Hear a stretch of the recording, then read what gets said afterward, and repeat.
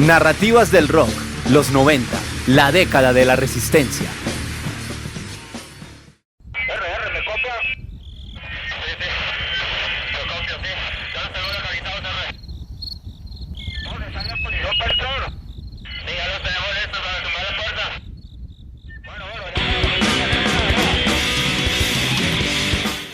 Medellín cambió de década, pero sus problemas siguieron y se agudizaron. Finalizados los 80, el recrudecimiento del conflicto en las calles, atizado por la desigualdad social, el abandono estatal y el cimbronazo causado por el narcotráfico, dejaron demasiadas sombras en la esperanza de tranquilidad de la gente para lo que se venía en la década de los 90. En los barrios populares se sobrevivía bajo la presión de los grupos armados, indiferentes si eran legales o ilegales, y en ese contexto la ciudad se desmoronaba.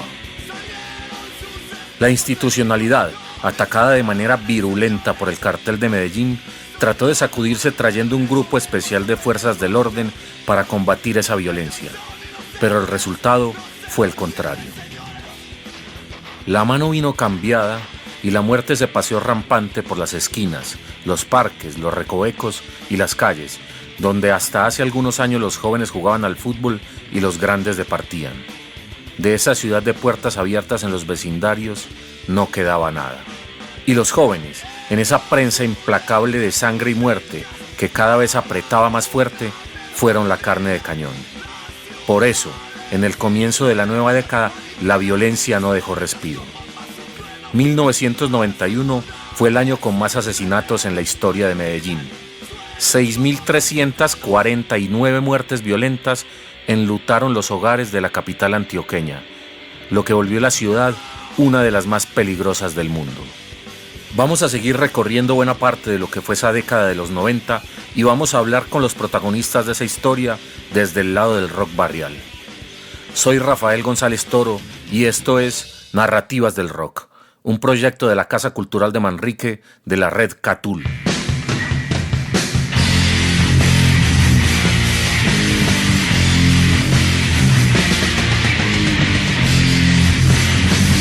En ese contexto que vivía la ciudad, la escena subterránea del rock, en este caso en la zona nororiental, luchaba también contra sus propios problemas.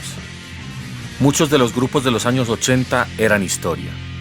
Los parches masivos como el Broken, el de Caliche, ahí al lado del Confama, o las Ruinas ya no existían. Era imposible ya agruparse en una esquina a escuchar metal o punk, porque las balas podían llegar desde cualquier costado.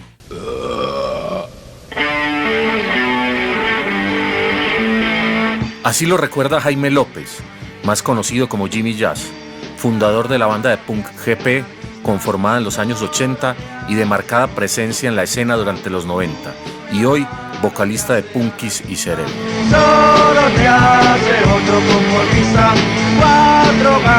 Pero todo ese montón de muertos lo que nos aportaron fue esa rabia de la que estamos hablando para poder hacer más letras. A mí me parece que ha habido muchísima evolución.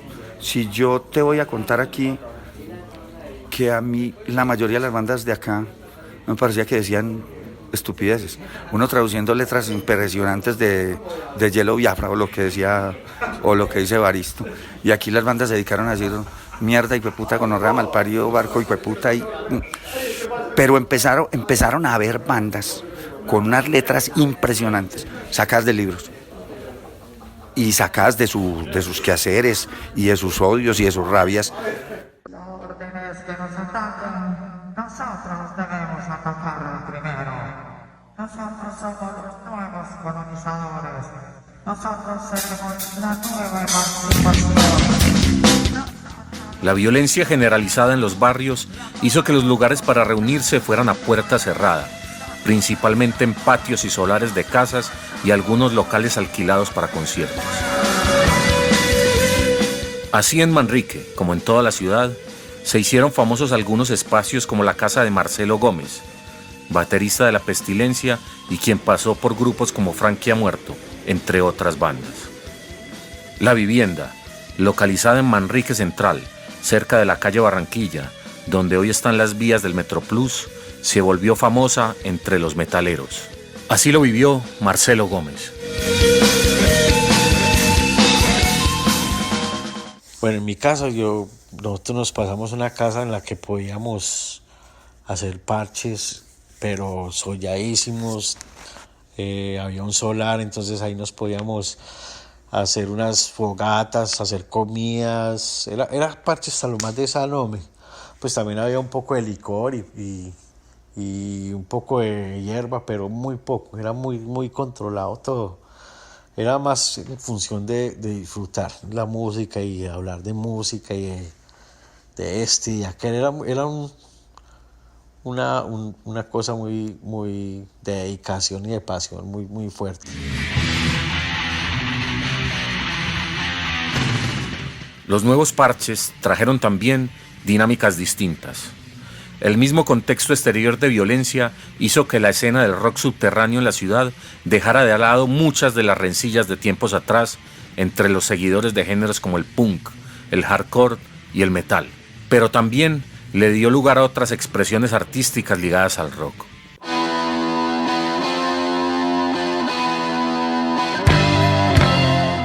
Una de ellas fue la que irrumpió con la banda Frankie Ha Muerto. Este grupo, que nació en 1989 con la transformación de la banda punk Denuncia Pública, cambió radicalmente la manera de expresar lo que vivía la sociedad y el país en ese momento. Frankie Ha Muerto fue más allá de lo que se veía en los escenarios para la época. Acompañaron sus letras de contenido social y su música, en este caso el post-punk, con una propuesta teatral nunca antes vista en la ciudad ni en el país. Fueron precursores en esa forma de comunicar lo que sentían, y no importó si muchos en esa rígida escena de Medellín no estaban de acuerdo. El público en sus presentaciones empezó a ver maquillaje, vestuario y un montaje escénico que enganchó a muchos seguidores, quienes rápidamente convirtieron al grupo en una banda de culto en el circuito subterráneo de la ciudad. Fabio Garrido, fundador, letrista y cantante de Frankie Ha Muerto, rememora esos primeros conciertos. Y nosotros aprovechamos esa oportunidad de llevar a la música, llevar el teatro y hacer la representación de lo que veíamos en la ciudad. ¿Por qué? Porque es que cantarlo no era más valioso, porque cantarlo a veces podría caer en un lugar común de todo lo que el mundo gritaba, de lo que las otras bandas gritaban, y entonces también pensamos que era muy bacano representarlo, y entonces salíamos como muertos, salíamos maquillados como si fuéramos casi fantasmas y todo eso, y nosotros decíamos, listo, esto es una banda de muertos cantándole a la ciudad. A ver, eso si movía más que las letras, por lo menos el teatro siempre lo ha logrado, ha movido más porque es más visual, y la gente es muy visual, la gente le entra más todo por los ojos primero que por los oídos.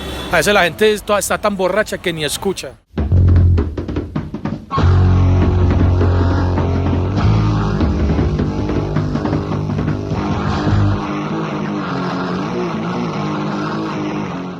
Si bien muchos de los lugares para reunirse en la zona nororiental eran a puerta cerrada, como en toda la ciudad y el Valle de Aburrá, hubo un parche especial que se hizo popular por esos días: el atrio del Templo del Señor de las Misericordias, o simplemente la iglesia de Manrique.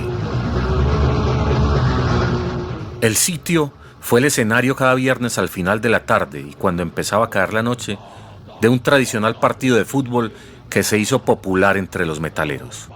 Al lugar llegaban para jugar ese partido jóvenes de diferentes sectores de Manrique y de la ciudad, y hubo cotejos de hasta 15 y 15 jugadores por equipo. Detrás de la pelota iban enceguecidos amantes del metal, que sin dejar sus vestimentas tradicionales como los jeans apretados y las botas con metal en la punta, buscaban un rato de esparcimiento. Los goles se cantaban y celebraban como en cualquier cancha de barrio, y ese parche fue uno de los pocos sitios de encuentro, de alguna manera masivo, por esos días. También servía, obviamente, para intercambiar ideas, música y salir, aunque fuera por un momento, de la presión que se vivía en la ciudad. Jaime Ocampo, vocalista y guitarrista de Athanator, banda fundada en 1989 y que sigue activa, y una, si no la más importante del metal en la zona nororiental, habla de esos partidos. Eso era unos partidos de fútbol peligrosísimos porque eran con botas de platina, esos hijueputas. Pues yo no lo hacía, pero sí tenía muchos amigos que parchaban en esos partidos. Pero claro, sí, sobre todo eran las casas, ¿cierto? Y entonces era el encuentro de amigos y bueno, yo también, a Marcelo tocó en Atánator también. Y era un compartir, pues cuando nos damos cuenta de un parche, la gente iba. Por citar algo, lo que sucedía en mi casa, un 31 de diciembre, entonces estaban los manes de agresión social, estaban los manes de sociedad violenta. Una banda que es poco mencionada, pero era muy admirada en Manrique, que se llama Plusvalía, que eran en ese momento de un nivel impresionante pues para lo que había en la ciudad.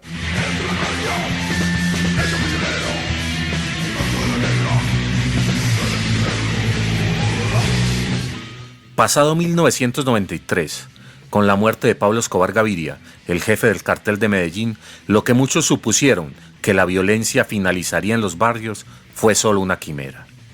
El dicho, muerto el perro, se acabó la rabia, esta vez no se cumplió.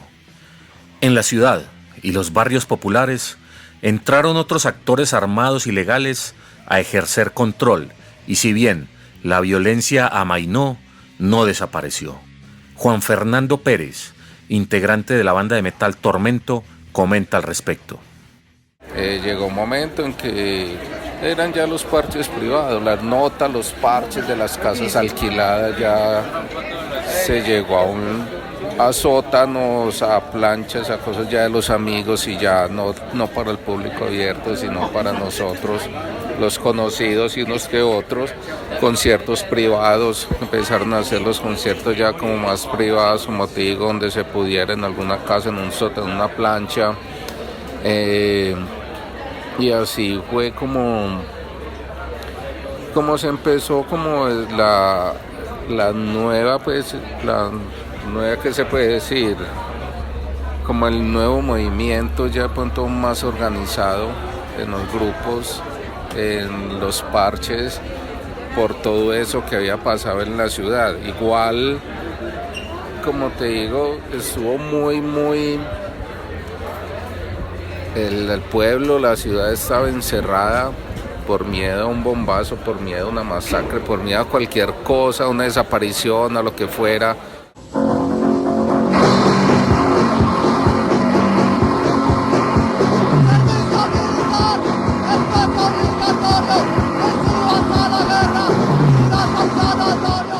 Muchos de los rockeros decidieron dejar los barrios y parchar en el centro de la ciudad.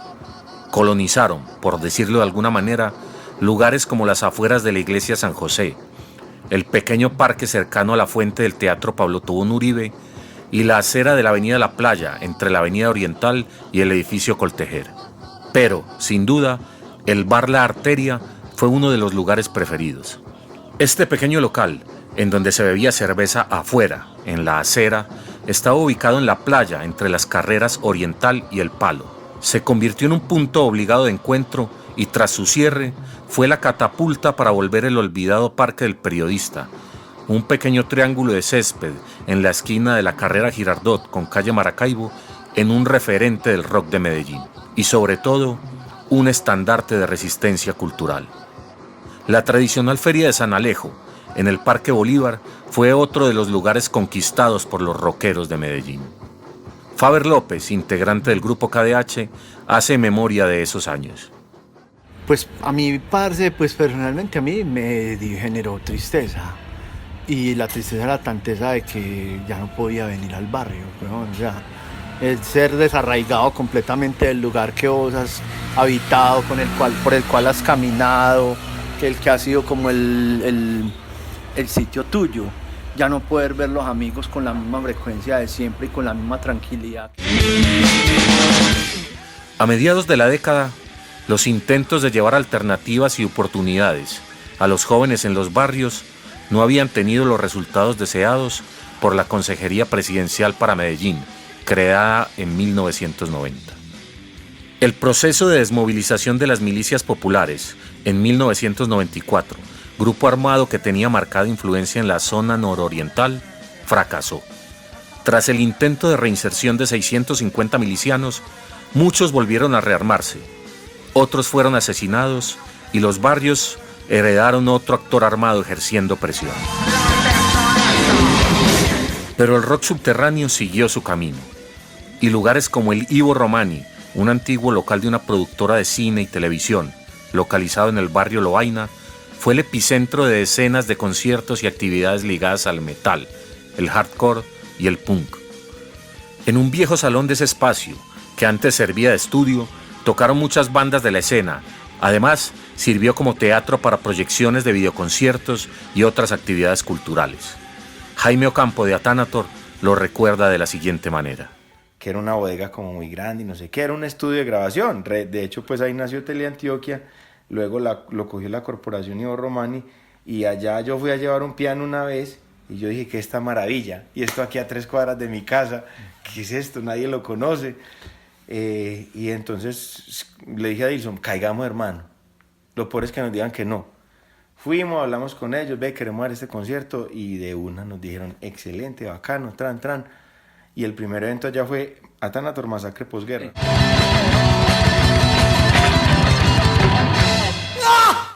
También se empezaron a realizar toques en barrios como Andalucía, El Popular, Santa Cruz, Campo Valdés y, por supuesto, Manrique. La casa de Jaime Ocampo, a 2 cuadras de donde hoy funciona la Casa de la Cultura de Manrique, en donde ensayaba su banda Athanator, y lo hicieron algunas más de la zona como Féretro, Agresión Social y 7, también fue un lugar de reunión.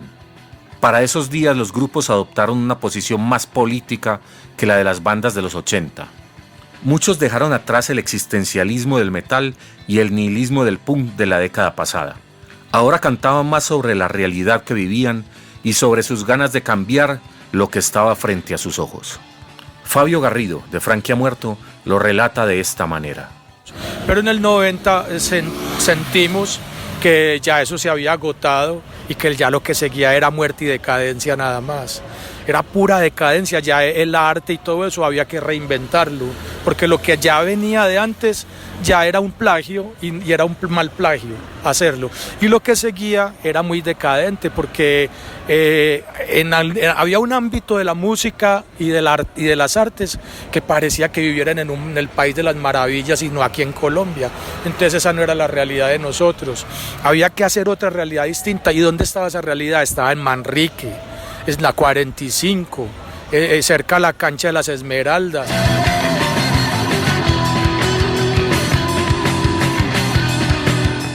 Ya para finales de los 90 todo cambió. La llegada de Internet revolcó la forma de hacer, mirar, investigar, conocer y acceder a la música para los rockeros de la ciudad. Hubo más conciertos, producciones discográficas y parches. La violencia en los barrios disminuyó y en Manrique otras bandas como Nepentes, Patarroyo y años más tarde Stitches comenzaron a hacerse presentes. Las anteriores, en particular, se crearon en el sótano de la vivienda del baterista Gonzalo Chalo Hernández, en donde ensayaron muchas de las bandas más representativas de Manrique a finales de esa década. Este sitio de ensayo, ubicado en Manrique Central, contiguo a la iglesia de este barrio, fue fundamental en el fortalecimiento de esos grupos. Chalo, ex baterista de Frankie Ha Muerto en varios periodos, y de Stitches, años más tarde, la 45, habla del lugar. Entonces en mi casa ensayaba Nepentes, ensayaba Frankie Ha Muerto y ensayo una banda que se llamaba Patarroyo. Con el tiempo éramos los mismos integrantes de Patarroyo, hicimos una banda que llamaba Stitches y después pasamos a hacer la 45. La 45 también nació en ese espacio. También nació ahí.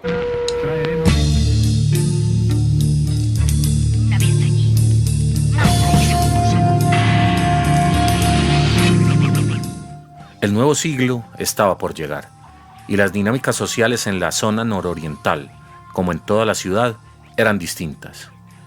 Muchos jóvenes quedaron en el camino, algunos dejaron la música, pero muchos siguieron adelante.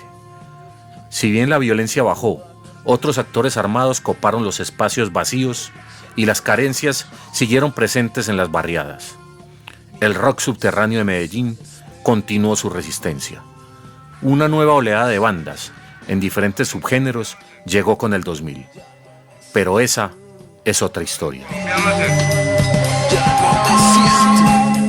Soy Rafael González Toro y esto es Narrativas del Rock, un proyecto de la Casa de la Cultura de Manrique, de la Red Catul. Nos oímos pronto, en la tercera y última entrega de este especial. Get